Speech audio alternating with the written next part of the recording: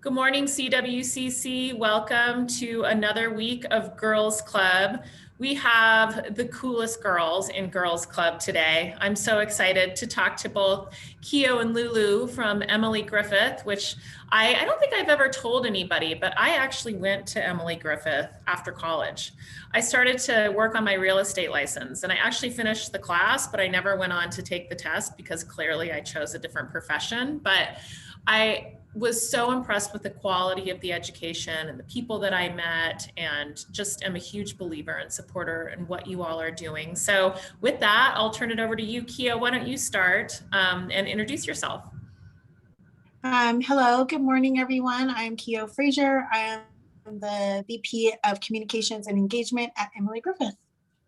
Thanks. Hi, everyone. My name is Lulu Lantzy. I'm the Director of Innovation and Partnerships at Emily Griffith. Awesome. Well, you certainly have an innovative school, and I am just such a huge fan of what you're doing, and also what you're doing for women and women in the trades. And I know, the She Session, as it's been termed, has really had a huge impact on women and women on the front lines and entry-level jobs and women in the trades. And just kind of wanted you all to talk about, some of the things that you're doing for women in the trades, or, trade education. Yeah, absolutely. First, we have some rock star women in all of our programs, but I immediately thought of our welding instructor who started out as a student and now is one of our rock star instructors. Emily Griffith has done so much in the past year to, I know the word is overused, to pivot, but to try to accommodate as quickly as we can to the new environment that we're in. So we have launched new programs, we have increased enrollment because now we can take on more students virtually to help get as many people, women, back to the workforce as possible, because women are such a crucial part of the workforce here in Colorado and we need them back. So it's been a whirlwind, but in the past month especially, it's going crazy. There's so many employment opportunities, employer engagement. So we really look forward to being the next home for any woman to join the Emily Griffith family. That's awesome. Thank you. And Keo, I know you come from an industry that, you were one of a few females, and I'm, just impressed at your background and what you've done.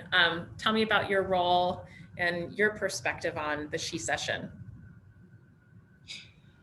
Well, I do agree with Lulu around that women are completely crucial to our workforce, and also with respect to Emily Griffith, we are seeing a shortage in skilled trades, and we're going to constantly see that in our economy.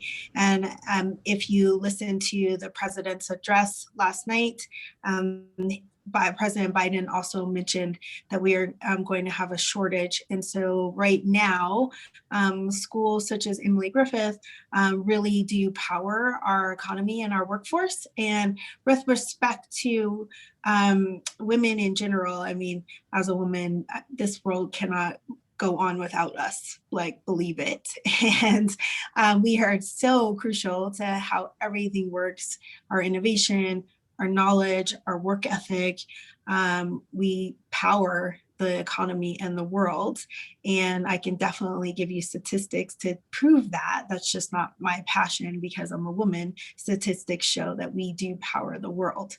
And with my background, I mean, it's hard to say. I've always kind of been in industries where it's been male dominated, and my background is from real estate development, although I do marketing and communications, and you do find a lot of women in that particular field. But what's really refreshing about being at Emily Griffith is that it is quite diverse across the board, and there are a lot of women leaders. Our basically our entire executive team, other than the executive director, are all women. So that is completely refreshing to see. That's so awesome. And, isn't it interesting to think about the shift an industry would make when they add women, right? It's so crazy to think about. Retail is one of those. I remember hearing that J. Crew, I don't know, maybe 5 years ago, didn't have any women on their board, but yet their customers are all women. And so why do you think it is? Why do you think women aren't attracted to those fields? That's a great question. Lulu, do you want to take that? And I'm going to piggyback after you. Sure. And this is purely my own personal anecdote.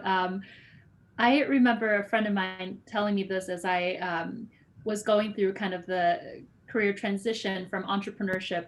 My background prior to Emily Griffith was entrepreneurship and construction, and to make a pivot into education. And she said, do you know what percentage of women go for jobs if they don't match every single bullet point on the job description versus the percentage of men who go for the same job posting while matching, 60, 70% of the bullet points. So, I think it's not that there is no interest. In fact, I've had the honor of working with so many wonderful women, girls, rock stars, and they have every capability to be in those positions. Yet I feel like, and maybe it's me personally, I don't go for things unless I check all the boxes, and no one checks all the boxes, right? That's why we grow. And maybe the message to anyone watching is that you are already amazing and great, and go for it. Because no one is going to be perfect for something. And that's how we grow and learn and fill bigger shoes. So true. Keo, you want to add to that? Sure. I think that I do like what you said, Lulu. And I also think that a lot of times women are not given the gambit of what you're capable of doing or what you can do in a career, right? Women are, due to implicit biases, women are shown a particular list and not shown another list that perhaps that they might have to have men in their family, or they may have to have brothers to be able to know that there are other things that you can do. And luckily I'm completely grateful for my family. I was never told that there was nothing that I couldn't do regardless. And so I'm sorry for that, you all. But that's my calendar reminder. I'm so sorry. But but I think that it's important to know that there isn't the ceiling. The sky isn't the limit. There are no limits. There are no lanes. And I think women are told that there are, and I think men are told that there aren't. And so for those who are watching, is that just remember that you can do anything, be anything, and there isn't a limit, and there are no lanes. So always walk outside of it. And as soon as someone tells you there's a limit, I challenge you to defy that and push way past their belief system. So true. And thank you for that message, because we all need to hear it, especially right now with what's going on in the pandemic and how we're leaving the workforce. And I remember being at an event once, and it was a tech event, but it was mostly men in the audience and all women on the panel. And somebody asked the question, how do we get more women into tech? And everybody went, and I was the only one on the panel that wasn't really in tech. I have this broad view of, careers and what women do. And I told them, quit telling women that they have to be good at math to be in tech, right? Because it pigeonholes you, and not that you shouldn't be good at math, right? And that is a good quality to go into tech. But I wanted to go into tech back in the 90s when it was raging.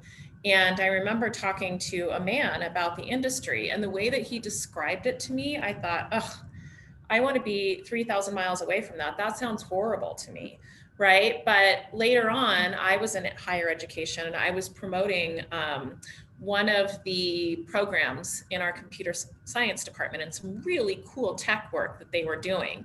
And I got it on the front page of the Rocky Mountain News way back when. And I thought, it's unfortunate that I didn't go into that industry, because I think that the way that I looked at things and the way that I could have communicated on behalf of that industry would have been really helpful.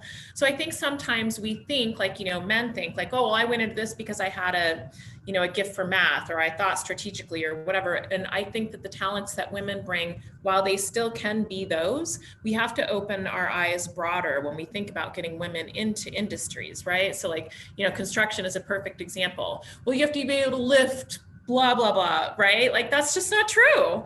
And I've even talked to people recently that have been saying oh, I want to hire this person. And said, well, have you thought about a woman? Well, I don't know. They have to lift things. Well, why? we really need to rethink how we're describing these things. So thank you for the work that you're doing at Emily Griffith, and for both of you for inspiring people and fighting the fight for us. Okay, so I'm going to start out with our questions. Keo, I'll start with you. Tell me and tell us about a time in your life when you persevered and how you got through it.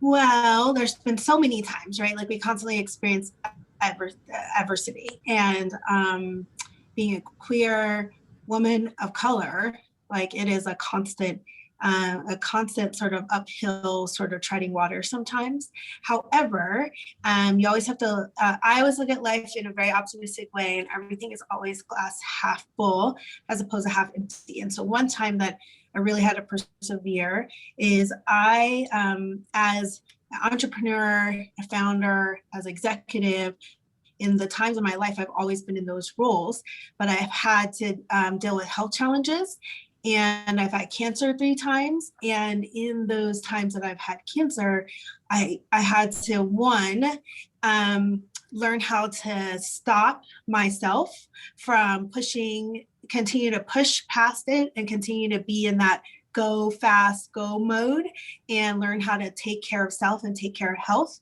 And so what I think is important with all of that I said is that self-care is hugely important, especially during this time of a pandemic. Self-care is hugely important, and we can still be all those things, be the strength that we are as women, and be the ones who take on the world, but then we can also put it down to take care of self. And so that's something that I've learned. And so today I make sure I have my things that I have to do all the time. Like I have to work out and I have to eat. And so I literally will shut down a meeting. Lulu has seen it before. And I'm like, nope, I'm going to work out. This is what I need today. This is self-care. And so I think that persevering through life challenges, find the things that make you whole. And that's some of the things that I've learned. Mm-hmm. It's such incredible advice, and so relevant to our group at the Women's Chamber. I just have to share this with you all and with our audience. I started to, because I've been clearly, like, my whole life is going to events with lots and lots of women. So a few years back, I was like, I just want to go to an organization that's full of men. I want to see what that's like. Mm-hmm. And one of the things that I noticed is, at the Women's Chamber, we have events all the time. And I noticed that we had about a 50% drop-off rate at our events, and other women's organizations very similar. And I went to these men's events for a good solid 6 months. Their drop-off rate's about 3%. So I asked our members at an event one time, I said, why do you think we do that? Because I do it too, right? I'll be looking and I'm like, oh crap, I have that event tonight.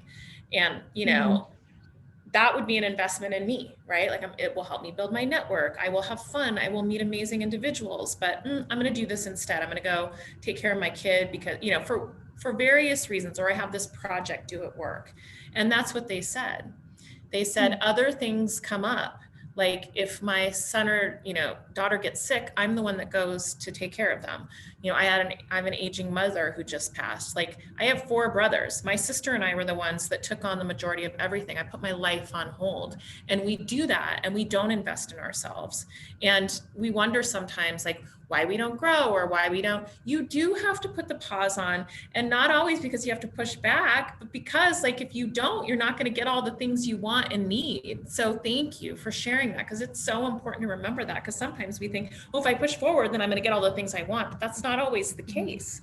Mm-hmm. So thank you for sharing that. It was a perfect example, and our members really need to hear that right now. Okay, so Lulu, what is a mantra that you live by? I love it. Nobody has named the same mantra in almost a year of doing this, so I can't wait to hear what yours is. Ooh. And first, Keo and I have chocolate breaks in our meeting, because putting ourselves first is, as you said, very important. So. Did you say chocolate breaks? Yes, we do. Oh my gosh, I want to implement that. It's so much better when there's chocolate breaks. Yes. Yeah. Oh gosh, my mantra, I'm going to sneak 2 in, so cheating a little bit. The one I live by is do what you say, and I'm going to take it in 2 ways. One is that integrity is such a big part, I'm sure, for all of us on this call, right? The reason it's such a big word and so hard is that every little minute, and no one's perfect at it, right? To the point of working out, the integrity to stay fit is a decision that I battle with every single day.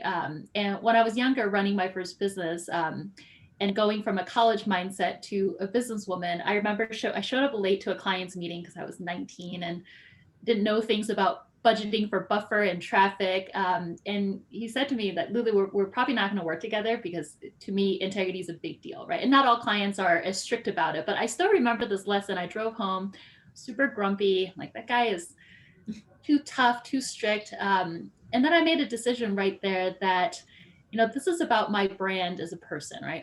I'm going to do what I say I'm going to do when I say I'm going to do it by.